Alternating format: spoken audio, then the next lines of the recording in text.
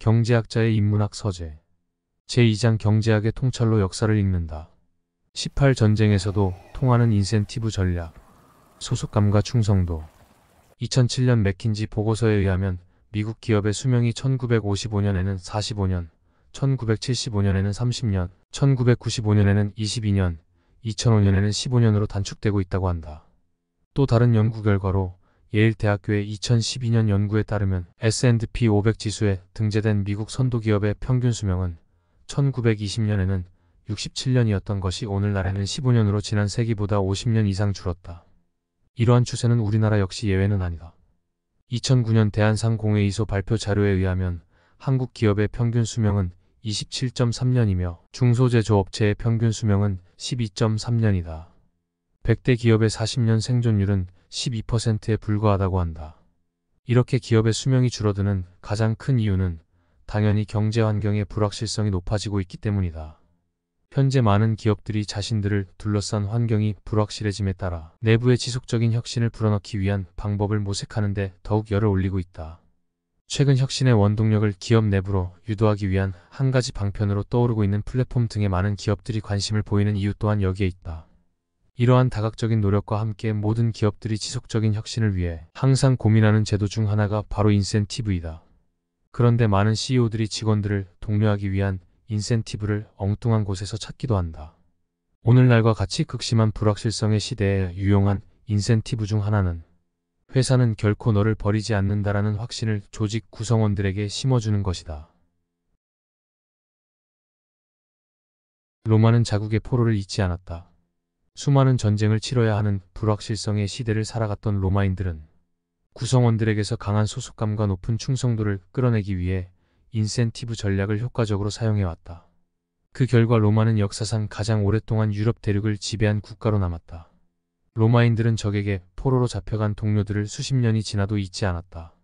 기원전 216년 제2차 포에니 전쟁 당시 로마는 칸나이 평원에서 펼쳐진 카르타고와의 전투에서 7만 명의 병사를 잃고 8천 명이 포로로 잡히며 패배했다.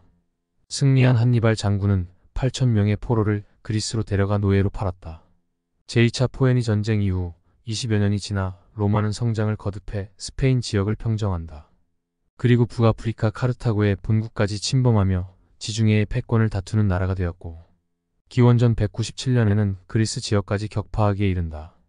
당시 로마군 총사령관이었던 티투스 플라미니누스는 그리스와 강화를 맺으면서 그리스의 독립을 인정해주는 조건으로 20년 전 제2차 포에니 전쟁 당시 포로로 잡혀간 로마군을 돌려달라고 요청했다. 그리스는 로마의 요구를 받아들였고 8천여 명 가운데 그때까지 생존해 있던 천여 명의 포로들을 로마로 돌려보냈다. 티투스 플라미니누스는 그리스 지역의 승전보를 가지고 자국의 포로들과 함께 로마로 돌아온다. 이는 로마가 승리했다는 사실을 알리는 기회이기도 했지만 로마는 결코 자국민들을 버리지 않는다는 사실을 각인시키는 계기가 되기도 했다. 기원전 53년경 벌어진 파르티아와의 전쟁에서는 1만 명에 달하는 로마군이 포로로 잡혀가게 된다. 로마는 그들 역시 잊지 않았다. 그로부터 9년이 지났지만 카이사르는 이들을 구출하기 위한 전쟁을 준비했다. 파르티아에 붙잡힌 1만여 명의 포로는 파르티아의 오지에서 혹독한 노역에 종사하고 있었다. 그 과정에서 수많은 포로들이 희생되었지만 카이사르는 소수의 포로라도 구출해야 한다고 생각했다. 하지만 이는 카이사르의 죽음으로 실현되지 못했다. 그 후에도 로마는 여전히 포로를 잊지 않았다. 카이사르에 이어 권력을 장악한 아우구스투스는 기원전 21년 파르티아와 강화를 맺는데 강화 조건으로 파르티아에 32년 전 끌려갔던 전쟁 포로 반환을 요청했다. 하지만 포로들은 이미 고된 노역으로 모두 죽고 없었다. 파르티아는 결국 생존한 포로 대신 포로로 잡혀온 로마 군인들의 갑옷과 무기 등의 유품을 수거해 아우구스투스에게 돌려보냈다. 미국도 자국의 군인을 잊지 않는다. 전쟁은 가장 불확실한 상황 중 하나이다. 이와 같은 상황에서 로마가 자국의 군인들을 독려하기 위해 선택한 인센티브 전략은 우리는 결코 동료를 잊지 않는다는 강한 소속감과 공동체 의식이었다. 로마의 이러한 전략을 현대에는 미국이 계승하고 있다. 미국은 포로가 된 자국 군인을 구출하거나 그들의 유해를 찾기 위해 온갖 노력을 기울이는 것으로 유명하다. 부검의, 인류학자, 치과 전문의 등 다양한 전문 인력을 갖춘 유해 확인 센터를 설립해 정확한 유해 감식을 위해 모든 최신 기술을 활용한다.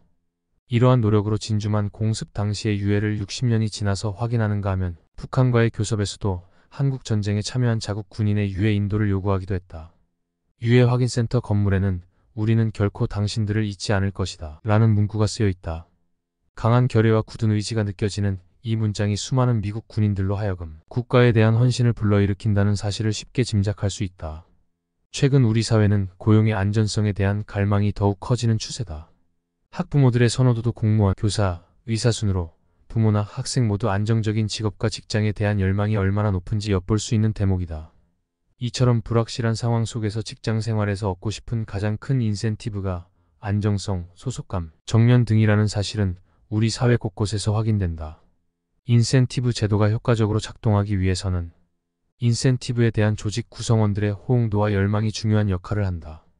이제 기업은 과거 로마 제국과 근래의 미국 정부가 그랬듯이 구성원들을 결코 버리지 않는다는 안정성, 소속감, 공동체 의식이라는 인센티브를 적극 고려해야 할 때다.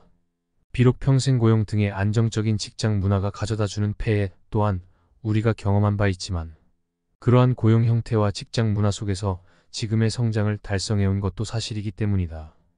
평생 고용제도, 정년 보장 등의 채용 형태가 오래 지속되면서 드러난 여러 가지 폐해는 꾸준히 시정되고 있는 중이다. 그렇다면 이제는 다시 평생 고용제도 등을 통한 안정된 직장이라는 인센티브를 사용할 때가 아닌가 싶다. 이상으로 경제학자의 인문학 서재 전쟁에서도 통하는 인센티브 전략이었습니다.